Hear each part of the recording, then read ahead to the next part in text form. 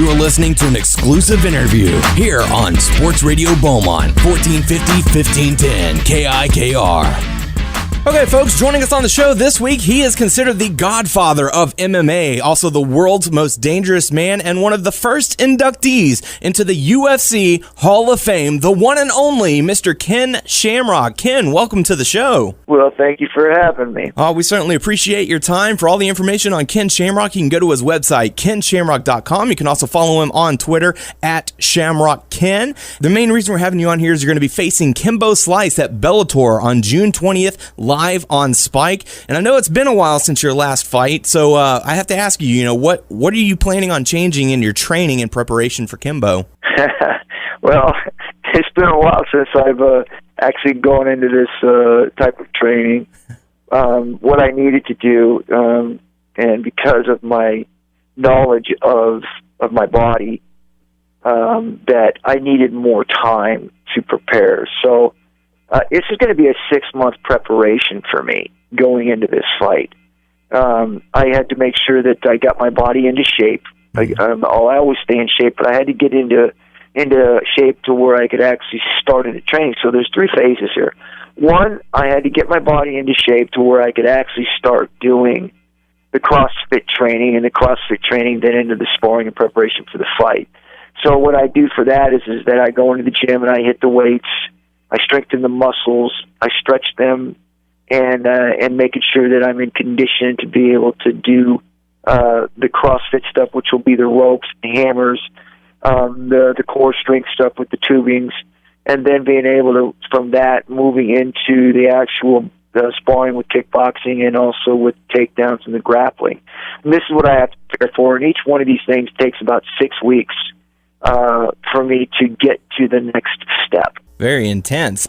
Something that might help you in your journey to this fight against Kimbo is your current crowdfunding project on fanback.com, the Shamrock Slam drink. It's considered the first technical fitness drink. Could you tell us a little bit more about that? Well, just like I've always, I think my reputation's really starting to precede itself now, is that I've been very fortunate to be in the startup of a lot of different things. I was in the startup of the Pancreas organization in Japan. Became a big figure over there.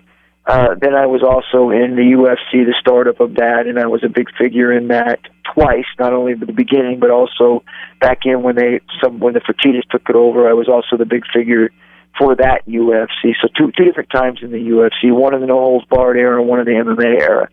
And then also, too, being a big figure, being the first one to be able to cross over into the World Wrestling Federation and be a big figure there. With these things, I've done a lot of things the first time.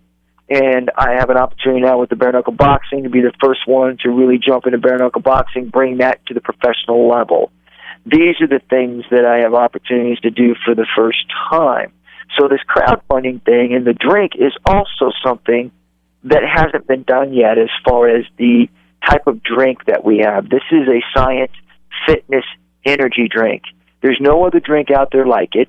It's the first one made, and it is absolutely amazing. The fact is, with my training right now, and when people see the shape that I'm in, a lot of it goes to the things I'm doing. I've got a friend that has Fight Labs. I'm taking his Invincible, which is some pills that he has called Invincible, and also some pills called Freedom, and that's Fight Labs. But on top of that, which is making these things happen with the energy and the vitamins and things that I'm getting from the Shamrock Slam, is what's really driving all these things to happen. So I'm having a tremendous training camp right now. It's just starting out. I'm way ahead of the game, and it's because of these supplements and stuff that I'm taking. So we want to be able to bring the fans in, people who want to get involved and be a part of Team Shamrock. They're going to have that availability with this crowdfunding to be a part of something new and something very, very good. Very cool. And for all the information on that, on the Shamrock Slam crowdfunding project, you can visit the website, kenshamrock.com. You'll find a link there to take you over. It's got some pretty cool incentives as well. You get to test out the drink. You've also delved into Fighter Source. You're now one of the owners of the world's largest amateur MMA league, Fighter Source. What brought interest for you to hop on board with that project? Well, my passion's always been about helping the youth And this is no different, except these youths are 21, 22, 23 years old, and maybe even older than that. But they're very young in the MMA world. And since I've already been through all the hurdles and the ups and downs in the world of professional MMA, I can really turn around and help these guys prepare for their future. Get them prepared to go up and be a professional athlete, making sure they got all the skills that they need to be able to be successful when they get there. And to be a part of this league was something that Des, my business partner, had reached out to these guys because he knew my heart. He knew this is what I wanted to do. I wanted to be not necessarily in the professional rankings of being a part of a professional organization, but more in the amateurs, because I felt like I could offer more there. These kids are young, they're willing to learn, and I have so much that I can offer them moving up, that the information I can give them, the knowledge that I have that I can give them, so that when they're first starting out, they can do all the right things instead of making the mistakes that a lot of these guys are making starting out, because there's no one there to guide them. This was very important to me, and I'm very excited to be a part of this and be able to help these young MMA fighters, professional MMA, or amateur MMA fighters turn professional. So we also have a organization or a business called Pro Rage, which is an agency where we take these young MMA fighters who are just coming through the ranks. And this is part of the idea I told you about being able to help them make good decisions, making sure they're prepared going into the professional ranks. We're also going to offer management for these professional guys that are going to just turn pro, coming from these amateur statuses, and be able to guide them in the right direction, making sure they make the right decisions, and making sure they get what they deserve. So we're very excited to be a part of Fighter Source, and also have a Pro Rage agency that will help these kids when they turn pro, making good decisions and getting what they deserve. As far as leading the younger fighters down that path, showing them the ins and outs, we are a wrestling show, so I kind of have to ask you your thoughts on CM Punk fighting in the UFC, and what advice you would give to him. Well, first of all, I would tell him, man, listen, have fun. Don't let the pressure of everybody saying that you've got to produce, because this is your first fight, and you need to go in there and I think that they're doing him right. I don't think they're going to do what they did to Brock and just throw him right into the top and have him fight for his life. I believe that they're going to give him somebody that's in the caliber of where he's at right now. Give him a chance to grow. I think it's tremendous what he's doing. My hat's off to him. I think that there shouldn't be so much pressure on people who want to step out and try something because they come from somewhere else, like, for instance, pro wrestling. He built a huge name for himself. He's a superstar. And he's taking all of that he built, he's putting it on the line by jumping in the cage. To me, that takes balls. And my hat's off to him. And most people say, well, that's not really a smart business move. Listen, you live one time. Mm-hmm. And if there's things that you want to do in life, man, live your life, man. Don't let people, make you afraid of taking chances in life. And if you fail, it's no big deal. Get back up and fight through it and be successful again. If you did it once, you can do it again. So my hat's off to him, man. I support him. Absolutely. You got to go out there and do what you want to do, and don't let anyone stop you. Now, you have switched back and forth from MMA to professional wrestling over the years. Do you have a preference of the two? I don't. I really enjoy both of them tremendously. They really made me who I am today. I'm not Ken Shamrock, the MMA world champion, no-holds-barred fighter. I'm Ken Shamrock, the world's most dangerous man, professional wrestling and MMA world champion. Absolutely. And, you spoke earlier about your training regimens, what you have to go through in order to prepare for a fight. But when you're in professional wrestling, you're constantly on the road. You're constantly putting on performances. So people say, well, yes, it is fake. However, your body is taking quite a toll. So which would you say is more physically demanding for you or on you, training to fight in MMA and maybe winning in a few minutes, or training in a match for a wrestling ring where, the match will go 10, 15 minutes, and then you have to get up the very next night or the very next week and do it all over again? Well, you said it right there, that you got to get up and do it again. It's not like you can take a couple months off. So there's no question in my mind that my stint in the World Wrestling Federation was a lot tougher on me than my stint in MMA. And not to say is that, going into a fight that's not tough on you, because it is, but I was good. I mean, I felt at home in that ring, and I didn't sustain too many damages when I was actually fighting. Most of mine came in training. So I really, really, really believed with my experiences that it was a lot tougher on me having to get up day to day and go out there and take 10, 15, 20 bumps 7 or 8 or 10 days in a row. Mm-hmm. It was tough, and then getting on a plane and traveling to the next town. So it was a lot more grueling than I think most people realize. Absolutely. It's one of those things where they say, if you get into the world of professional wrestling, you're never again at 100%. But you're right about that. That's a good saying too. And once you become a professional wrestler and you get on tour, you are done being healthy. Now training for MMA fights, you're taught certain things. Things become very instinctive, very reactionary.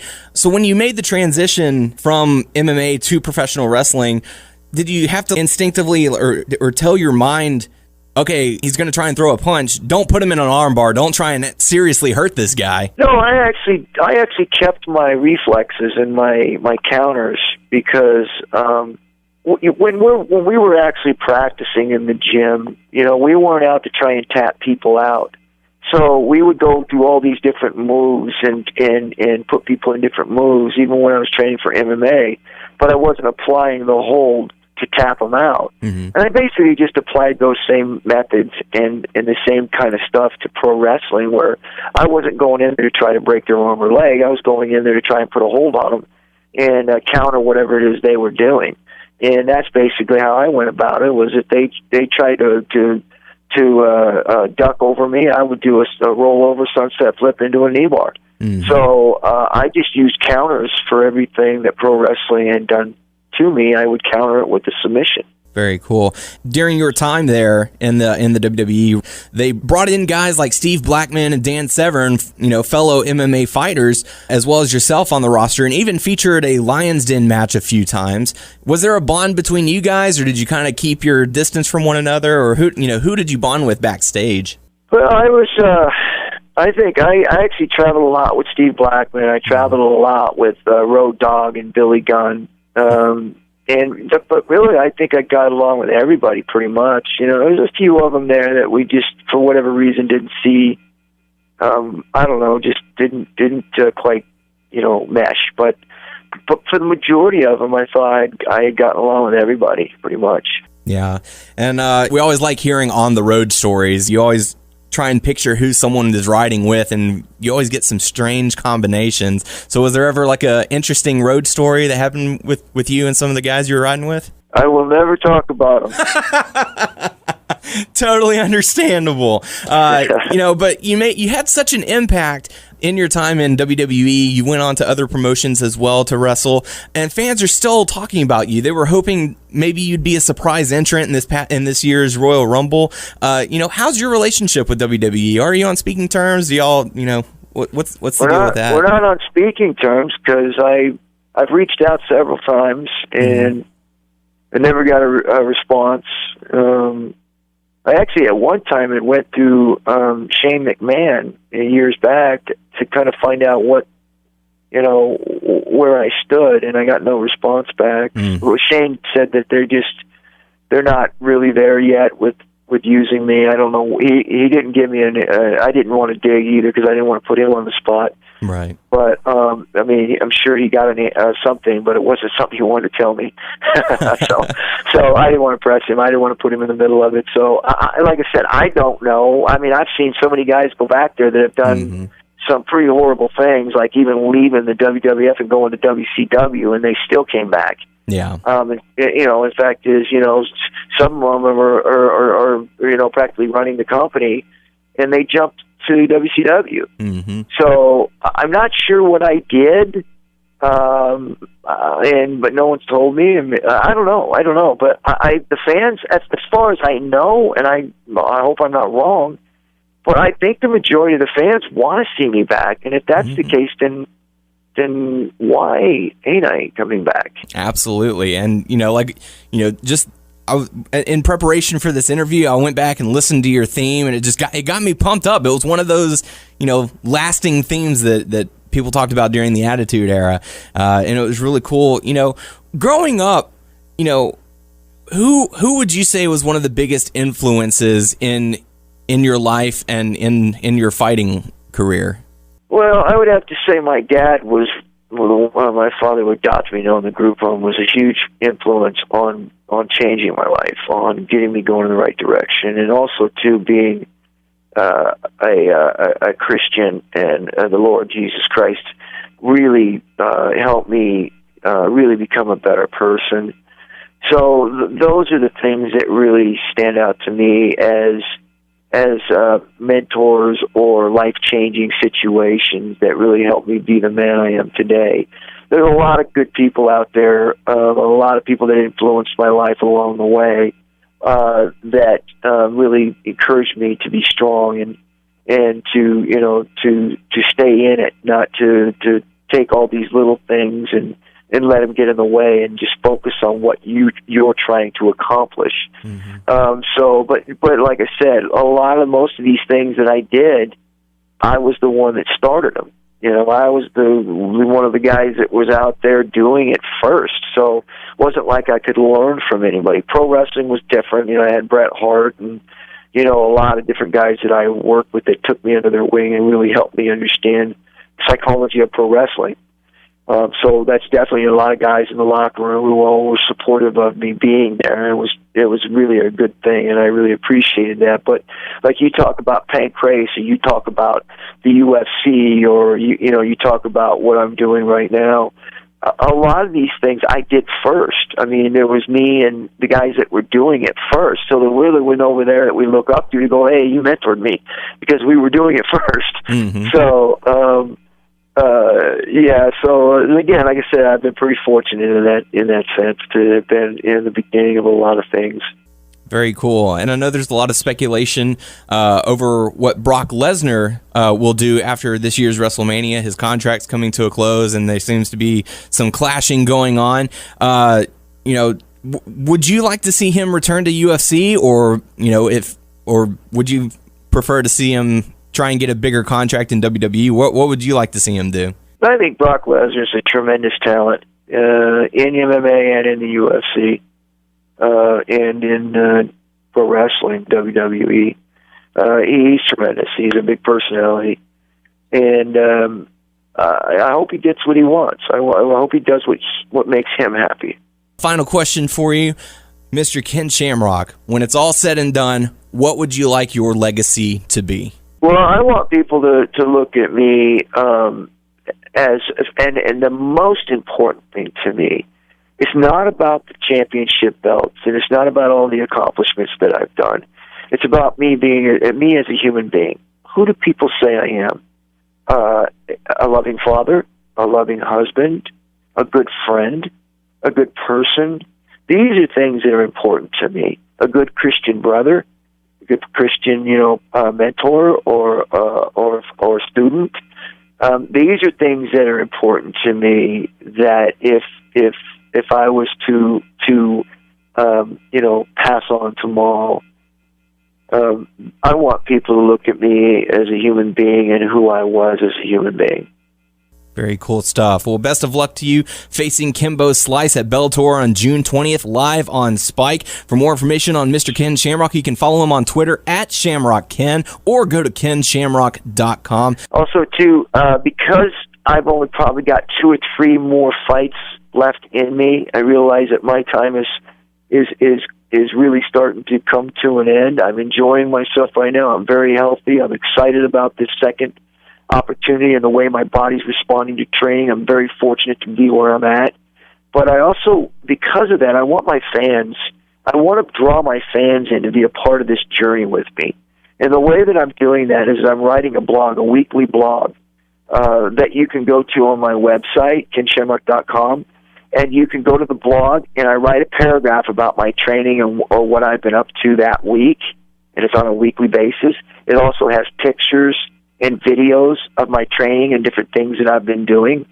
And you can go to my contact page on my website, and you can leave your comment on what it is that you have to say to me, and I'll respond back to you. But this is what I'm doing because I really believe that I wouldn't be where I'm at without my fans. They've given me tremendous support and huge opportunity to keep doing the things that I'm doing. This is my way of showing my appreciation to them, is bringing them in close to my training, inside my training, so they can be a part of this journey with me. Mr. Shamrock, it has certainly been a pleasure and an honor to have you on the show. Again, thank you very much for your time, and best of luck in your fight. All right. Thank you, my brother. Have a good one. You too.